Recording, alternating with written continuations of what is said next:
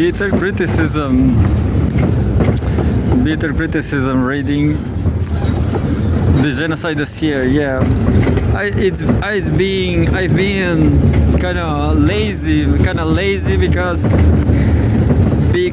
of cinemapping. I'm doing videos. I have some personal projects. I've been rendering videos. You know, that's how I waste my time. I have wasted my time.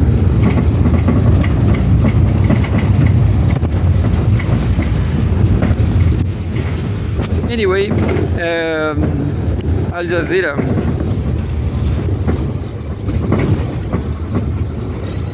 So the war in Ukraine is ended up, but what continues is this genocide. Live updates from the conflict in Israel, the Israeli conflict. A girl who wrote on her arm so she could be identified was one of 36 members of the same family killed in an Israeli attack in North Gaza.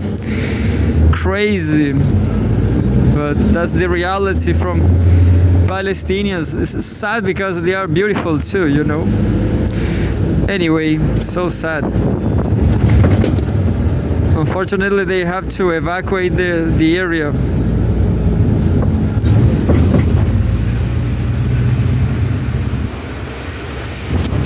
Live updates. Israel's bombs overwhelmed Gaza hospitals, threatening Palestinian victims. Israeli army attacks killed 20 Palestinians and wounded dozens of others in central Gaza's Nuseirat refugee camp by Usaid Siddiqui, November 11, 2024. Israeli army attacks killed 20 Palestinians and wounded dozens of others in central Gaza's Nuseirat refugee camp, and later bombs the Al-Auda hospital where victims sought treatment. Israel's military fires artillery and launches quadcopter drones to target Kamal Adwan Hospital in besieged northern Gaza as the last functioning health facility struggles to care for the many wounded. Israeli army spokesperson Ashivai Adrai issued more evacuation orders for southern Lebanon, saying the population must move north of the Alawi River.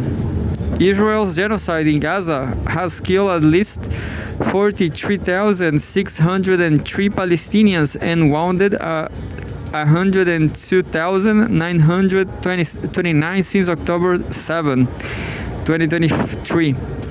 An estimated 1,139 people were killed in Israel during the Hamas-led attacks that day, and more than 200 were taken captive. In Lebanon, at least 3,189 people have been killed and 14,778 wounded in Israeli attacks since the war on Gaza began. That was the summary.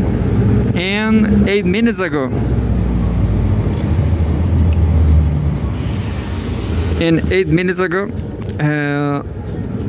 Monday, November 11, from November 11, yeah. More from Arab Islamic Summit in Riyadh. Arab Muslim leaders have denounced the horrific and shocking crimes committed by Israel's army in Gaza.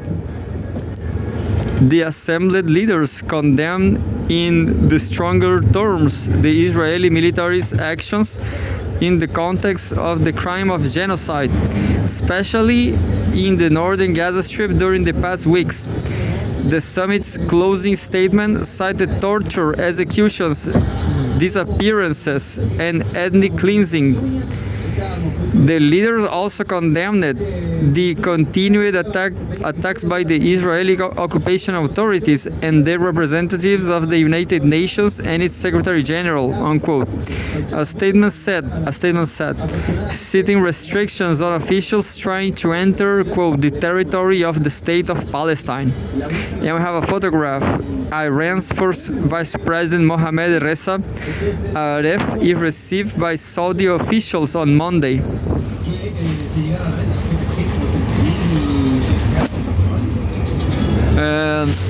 November 11, 14 minutes ago. Israeli attacks kill several Palestinians in South Gaza, quote, safe zone.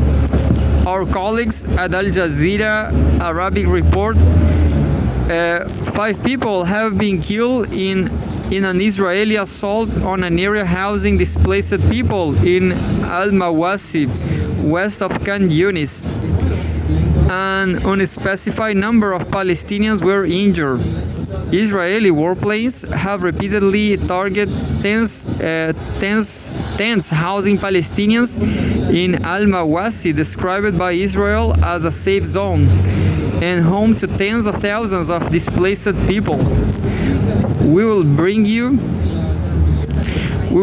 more shortly.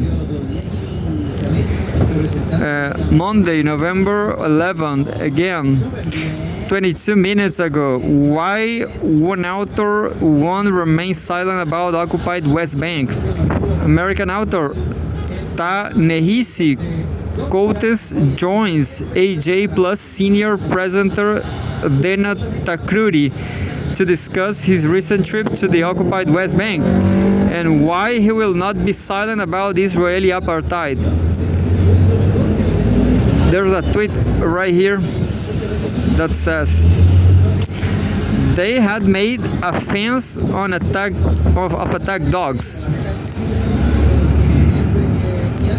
Author Ta-Nehisi Coates joined AJ Plus senior presenter Dana Takruri to discuss his recent trip to the occupied West Bank and why he will not be silent about Israeli apartheid.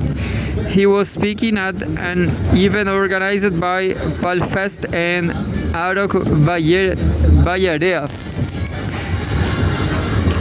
31 minutes ago, Israel, quote, unable to occupy any Lebanese villages after 6 weeks, Hezbollah. Hezbollah says the Israeli military has been incapable of occupying even a single village in Lebanon since launching cross-border group ground incursions 6 weeks ago. Quote, after 45 days of bloody fighting, the enemy is still unable to occupy a single Lebanese village. Hezbollah spokesman Mohammed Afif told a news conference in South Beirut, a stronghold of the movement and a repeated target of Israeli air raids. Afif said the group's fighters had repulsed Israeli troops in Kian, about 6 kilometers, 4 miles from the border. The Israelis also failed its attempts, quote, to penetrate on several fronts at Bin Jbeil, 17 kilometers, 11 miles southwest of Kiyan. He added, Israeli troops on September 30 began what the military call localized and target raids, quote, unquote, against Hezbollah in Lebanon's southern border area, a week after escalating airstrikes on Hezbollah targets in Lebanon. And we have a photograph of Lebanese Hezbollah fighters in Aramta, bordering Israel.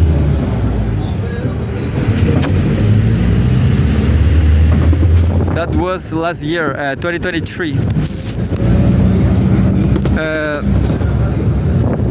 And finally, 1 hour ago, the latest hour on the genocide dossier on Al Jazeera, Arab Muslim leaders demand demand Palestinian control over occupied East Jerusalem. We have been reporting throughout the day on the Arab Islamic Summit in Riyadh, Saudi Arabia.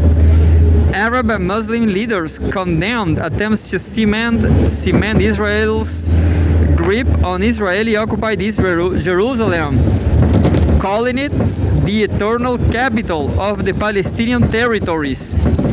Quote, "We reaffirm the full sovereignty of the State of Palestine over occupied East Al-Quds, the eternal capital of Palestine, and reject any Israeli decisions or measures aimed at